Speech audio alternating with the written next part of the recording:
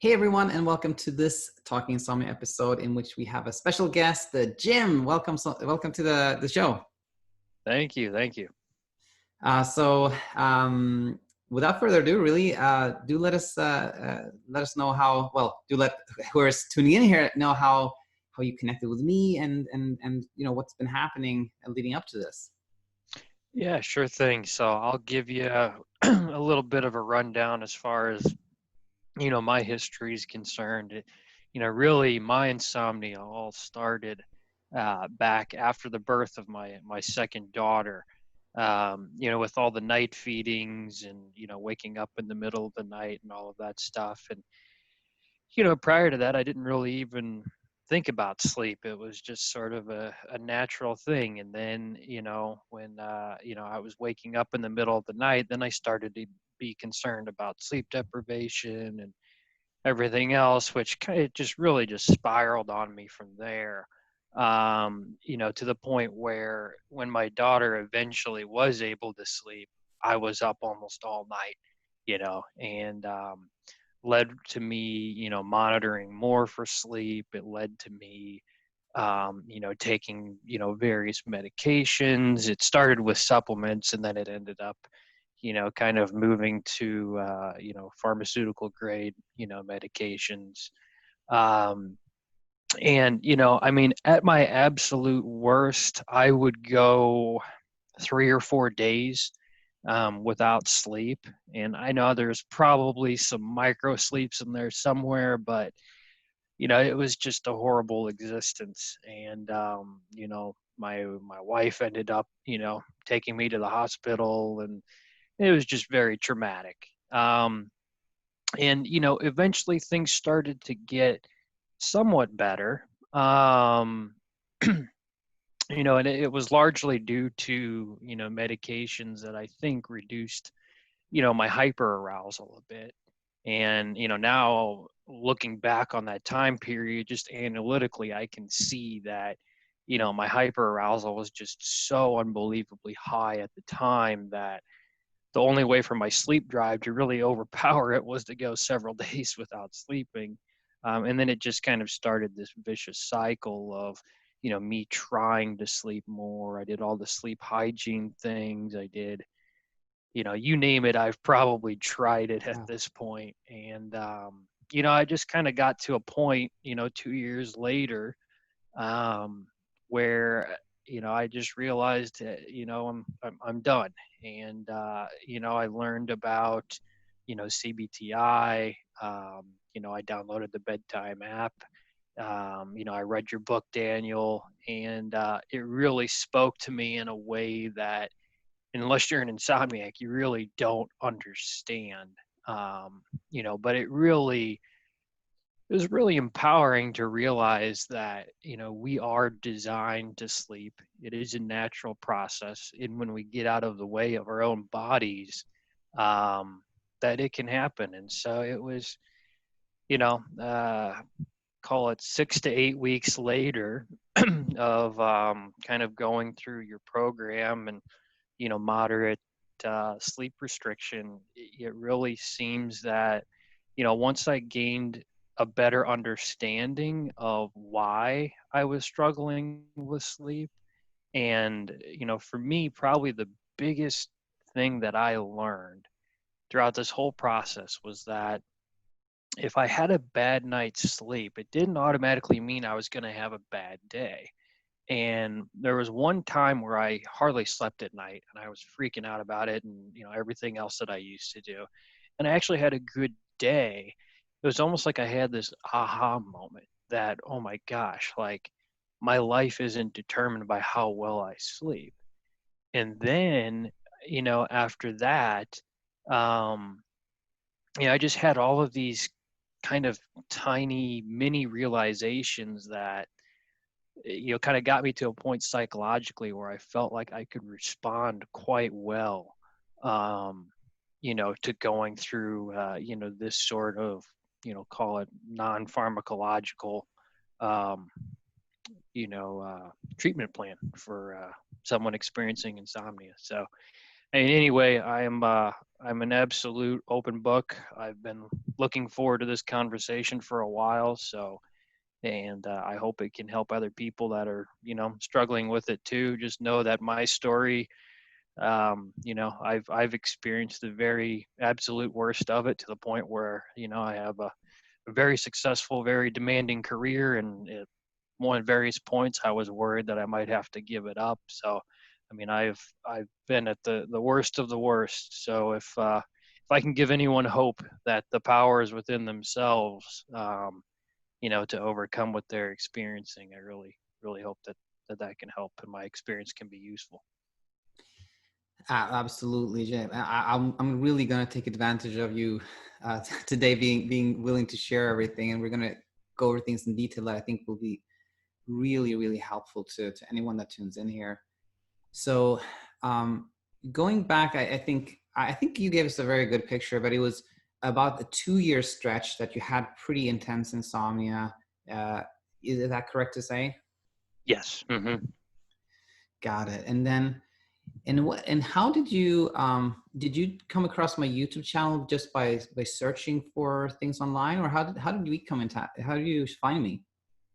Yeah, YouTube, exactly. It was, I started watching, someone had recommended Martin Reed to me. And Hmm. so, I started watching a lot of his, YouTube videos.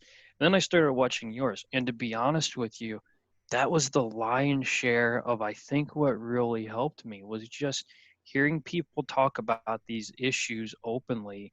And you identify yourself in the thought patterns and you realize, oh, I'm doing that. And just different ways of framing things was very helpful to me. Not fearing wakefulness. That was probably the biggest thing that I've learned in the process, and that you told me yourself, Daniel, at the beginning of it, and it's been such a huge asset to me that if you learn to make wakefulness your friend and not to be feared, it reduces the hyperarousal so much. But yeah, it was just kind of word of mouth and cruising the internet that I ended up finding you. Got it. And that, yeah, that's a very, very important one, and I talk about that one a lot. So I'm really curious to hear from your perspective. The usual natural pushback I get, because it's very counterintuitive, is somebody to say, well, what if I start like reading a really interesting book at night? Isn't that going to make me more awake? How would you respond to that one? I would say it really doesn't. So for me, I've always been, a reader at various points of my life. And so part of the challenge for me is finding, okay, what am I going to do after my wife and kids go to sleep? What am I going to do to occupy myself? And I don't want to make it like I'm checking a box or I'm just trying to burn time on the clock until I'm allowed to sleep. And I have read a ton of books that I have thoroughly enjoyed, and learned a lot from, some on the topic of sleep, most of them actually not about sleep and just about, reading fiction and things that you just get lost in it. And it's a real page turner and you enjoy it. And for me, it really didn't, because it took my mind so far off of sleep that it allowed sleepiness to really build. And then it got to a point where it's like, okay, my eyes are tired, the sleepiness has built sufficiently, my sleep drive is strong enough, and then I'm ready to go to bed.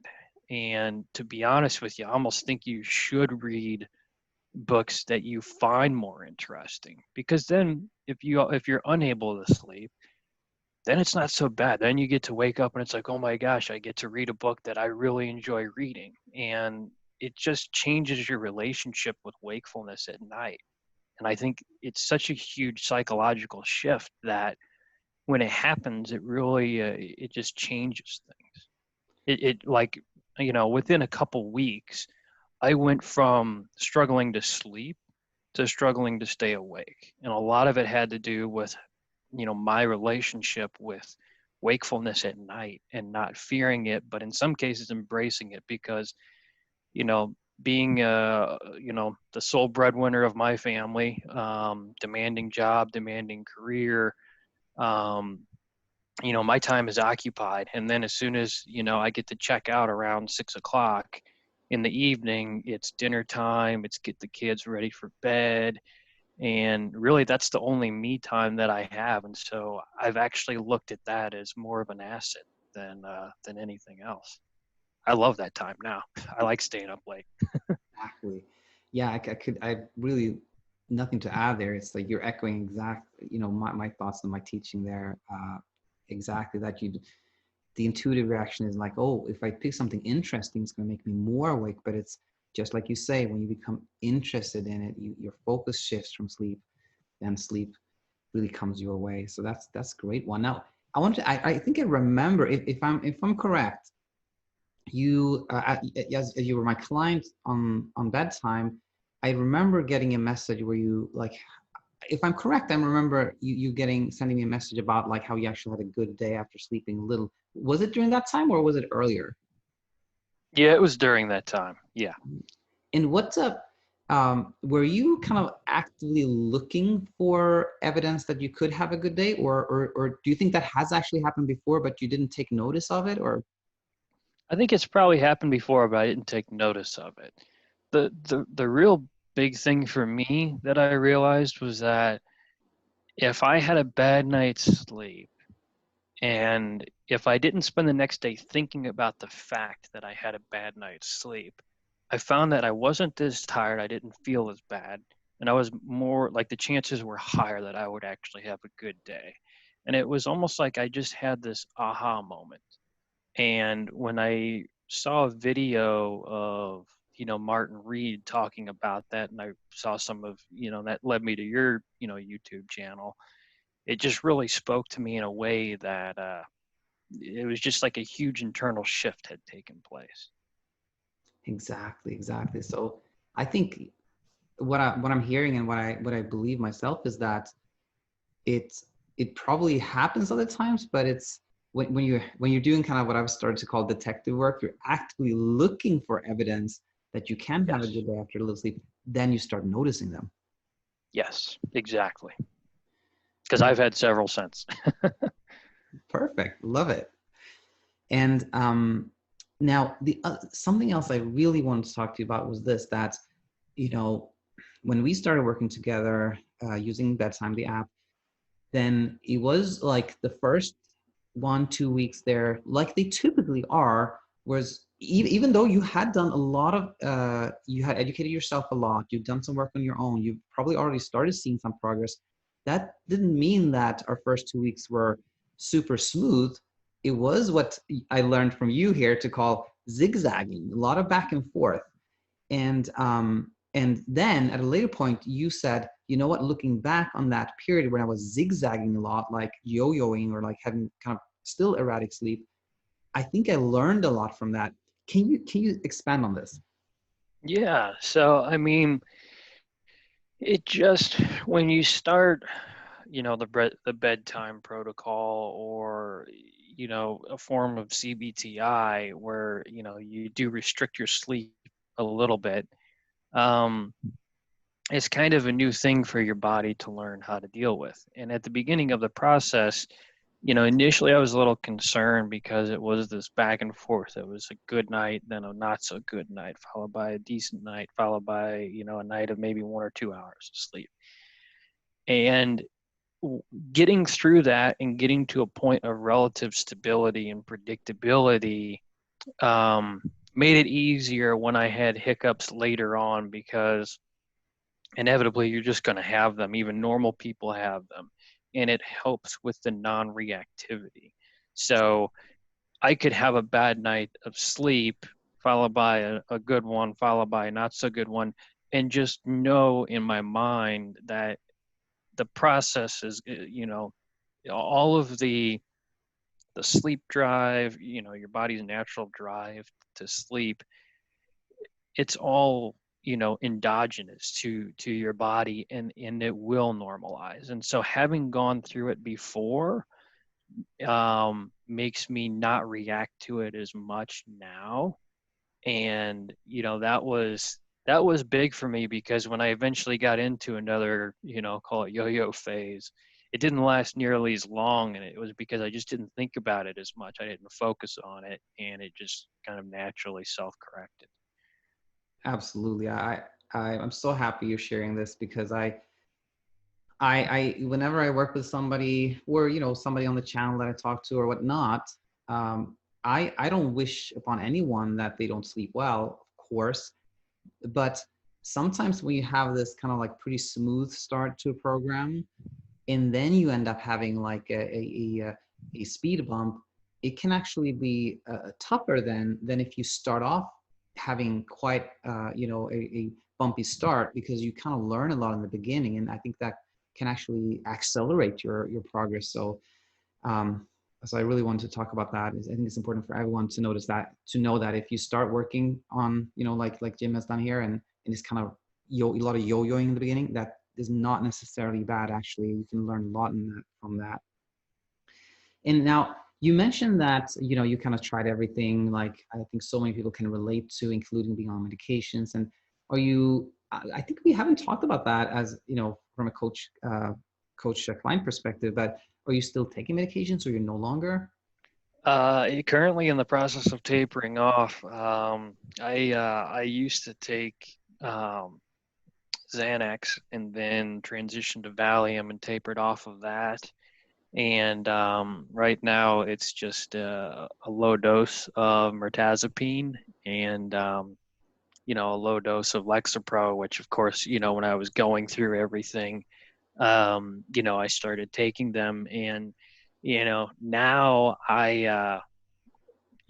it's one of those things where I'm tapering off of them slowly just because I'm sensitive to medications. But these are medications that I take in the morning. Mirtazapine has no sedative effect for me whatsoever anymore at this point. So I thought, well, I'll just shift up the time that I take it to the morning. So psychologically, I know that any sleep that I am achieving is organic. It's not something else that I'm taking to reduce hyperarousal. So it's really helped build my sleep confidence to the point where I just don't even think about the medication component to it anymore. And I'm tapering off of them. So Yeah. This is, I mean, you're actually not taking anything like at night for the purpose of like making yourself sleep.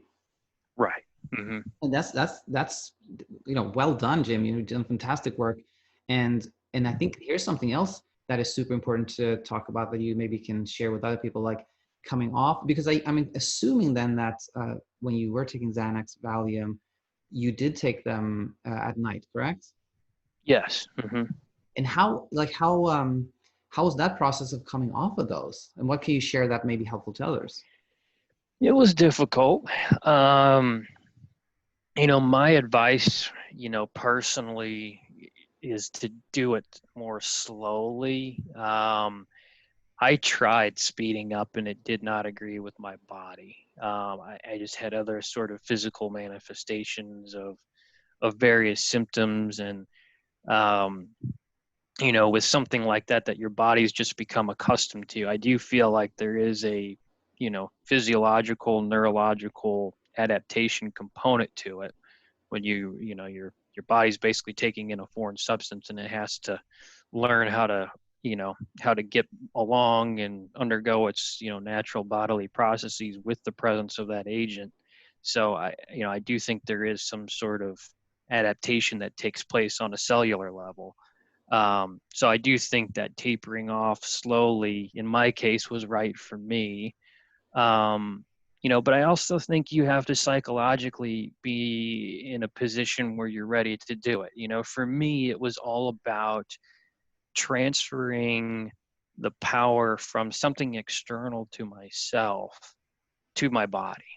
And whether it was a pill or, in my case, whether it was my mind, and transferring the confidence and the power back to my body. And so that was a psychological shift that really needed to take place so I could taper off of these things with confidence. And and that's just how it worked with me. I mean, for some people their experiences might be different, but for me, there needed to be a certain level of confidence in my ability to sleep and my just confidence in my body. um and tools to deal with, hyperarousal and set that cycle in reverse that you talk about so often in your videos. And once all of that was in place, then tapering's no big deal. It just kind of happens in the background. But you just have to respect that these are, powerful medications and treat them with respect. And, plenty of people can stop taking them, cold turkey with no issues. But, unfortunately I wasn't one of them. And, I also don't want to risk any, adverse effects either. So I'm just taking it slowly, and it's just kind of running in the background. And, quite honestly, I don't even think about it. Sounds good, and I really appreciate all this input. Uh, and without getting into very deep into detail here, like the Xanax and Valium, like was it over like several months or several weeks, or like what type of time frame was it? I tapered off of it over a period of about 6 months. Okay, got it. And yeah, yeah, I often talk about how I believe for most people going slow can be tricky, but again, my teaching is very fluid. I'm still learning and still evolving, so maybe here's one thing where I have to be much more flexible in my teaching, my thinking. uh, but I think also, like, you bring up such an important point, which is that before you can take the actual steps of scaling down on medications or supplements or whatever it is, I think you have to take that psychological step of being able, as you said, to kind of transfer the power. And I think you've already kind of covered how you did that, but just let's say somebody asked you, like, Jim, how did you do that? How do you start the process of transferring the power, so to speak, from the outside to the inside? Like, what would you answer to somebody who asked you that?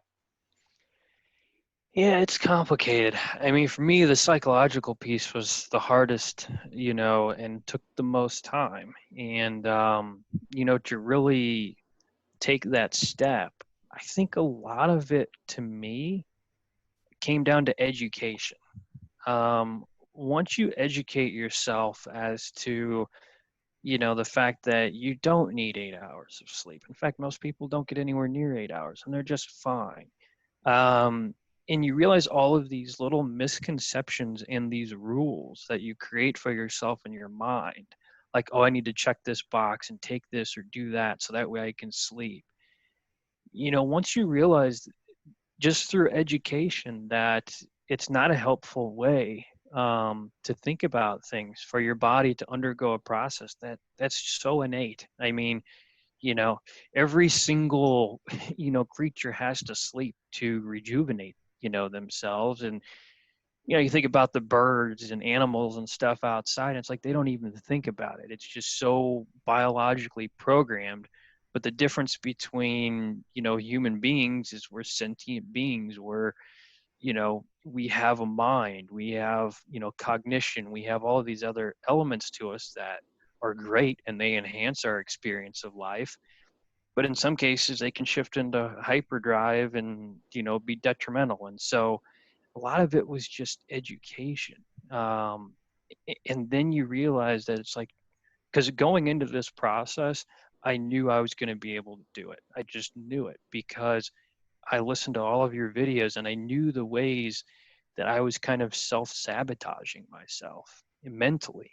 And once you get the cognitive restructuring and all of that, and challenging your thoughts and journaling and really peeling back layer after layer after layer, you can do it. It just takes a little bit of work and education. And I think if you combine those two things and a strong willpower, that's the other thing I'll mention too. You really, really have to want to do it, and you have to be willing to feel the pain. Like for me, you know, it's just like a PTSD experience that we all have and relive daily. When we suffer from insomnia, every single night it provokes that fear response. And once you get to a point mentally where you realize that the only thing that can really cure PTSD in some cases is exposure therapy.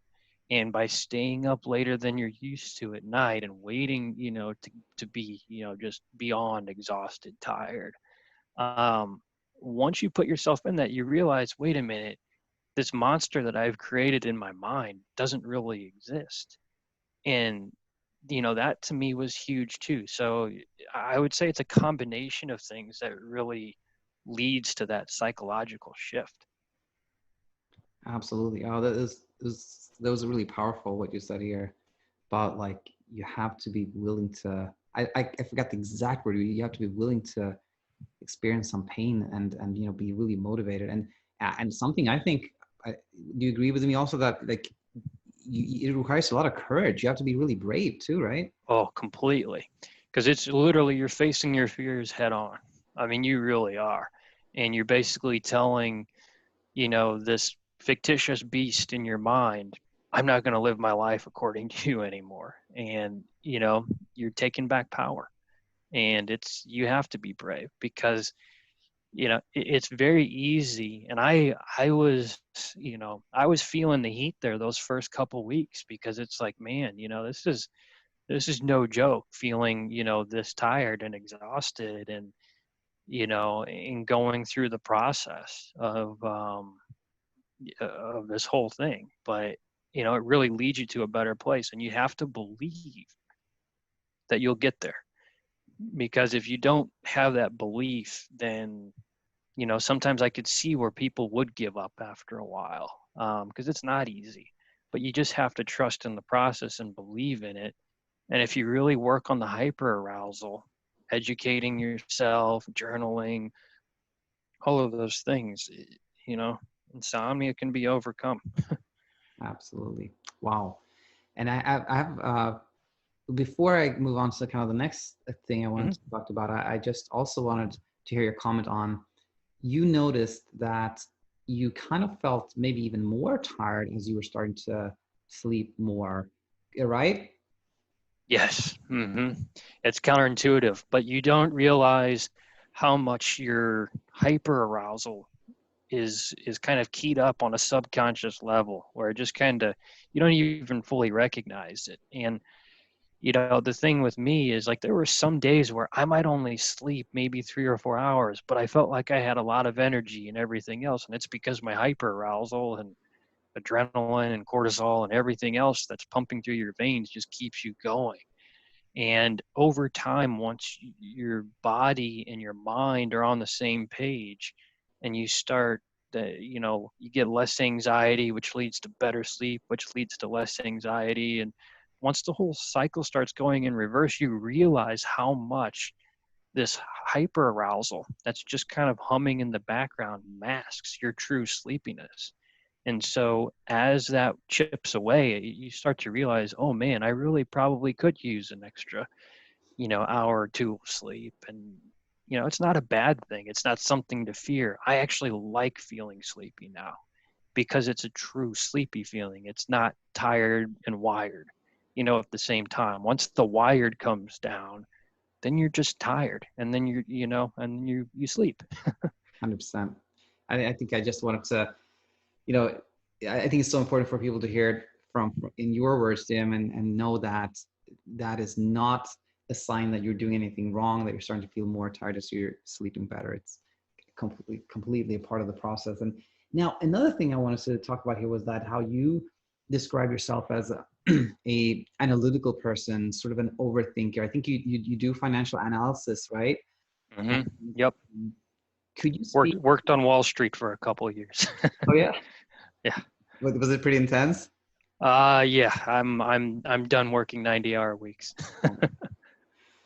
Uh, well, how like for somebody out there who is like has that kind of tendency, like analyze, think a lot, how do you see that? Let me put it this way: was there a way for you to use that to your advantage in the process of sleeping better? Uh, I'll say yes. It's a double-edged sword. It's one of those things where it's like I'm predisposed to analyzing just about everything, And in some cases, when you analyze something, you create sleep efforts unintentionally, where it's like, oh, I slept well last night. Maybe it's because I did this or I didn't do that, or, and once you start focusing in that way, it becomes a negative, right? Yep. But then you can kind of flip it on its head too. And once you realize that your brain is making attempts to analyze something that really has no meaning whatsoever, you're just arbitrarily trying to draw conclusions in your mind between, things that really aren't interconnected at all, but you're just trying to justify things because you've lost your confidence in yourself to sleep. um, you can kind of flip that on its head too when you start analyzing ways in which things that you thought were true are actually untrue.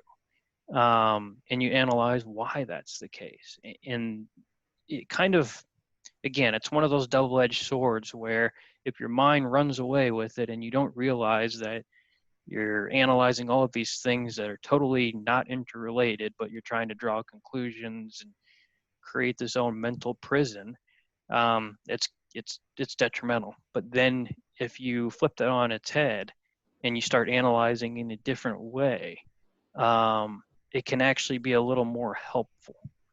Um, so yeah, I'll just say it's a double-edged sword. And that was a great answer. And as you were talking, I thought of it almost as different layers, if you will, meaning like if that thinking and analysis, as you said, is almost like a subconscious level, it can really hurt you. But if you step outside of that and almost like analyze your own analyzing or something like that, then it can really it can work in your favor too. Exactly. And that's where like mindfulness and other things really come into play, where you can almost step out of your thoughts and observe them.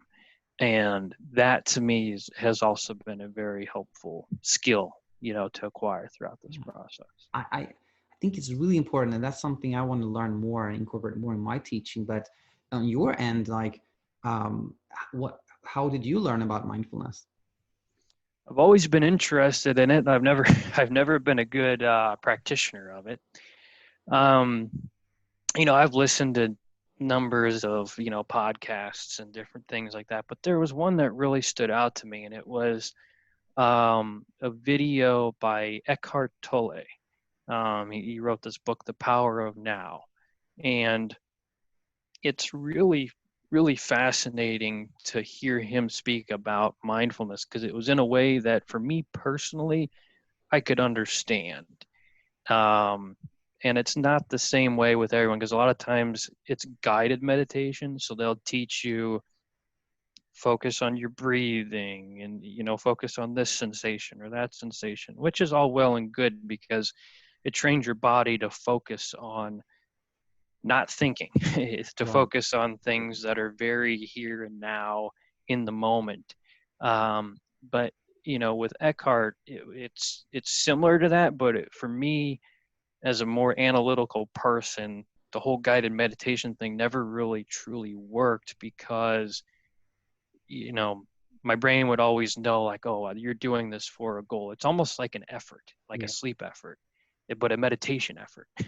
Yep. um, but then when you really kind of, again, analyze the analysis, if you will, yeah, Eckhart does a good job of kind of explaining that.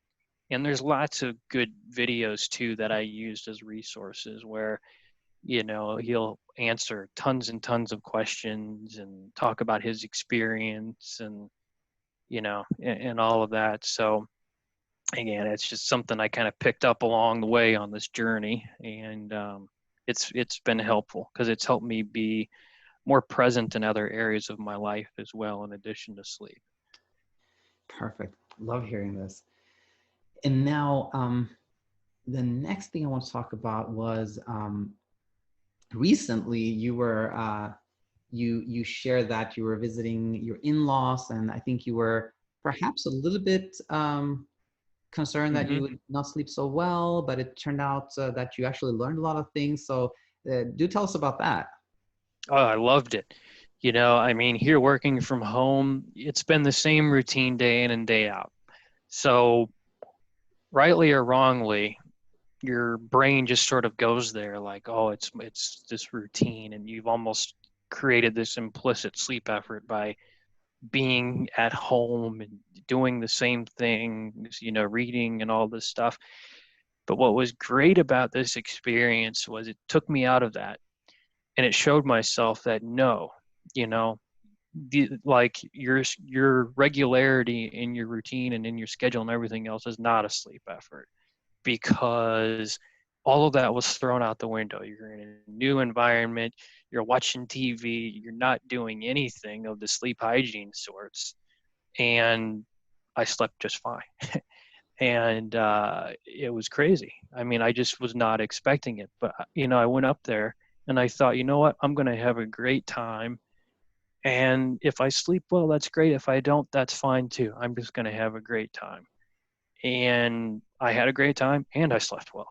So it really, to me, I needed that experience, because all it did was it reinforced everything that I have learned throughout this process, and that you can sleep, you will sleep, and there's nothing you can do, and there's nothing you should do.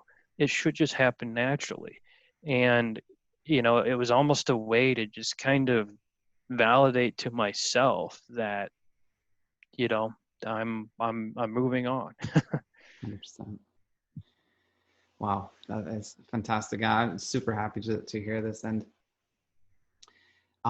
before I asked maybe for some final thoughts and whatnot, I always forget to say this before I start recording, so I have to say it now, which is when we stop recording, then just don't leave, Jim. I want to just talk to you a little bit extra. But Oh yeah, yeah, with absolutely.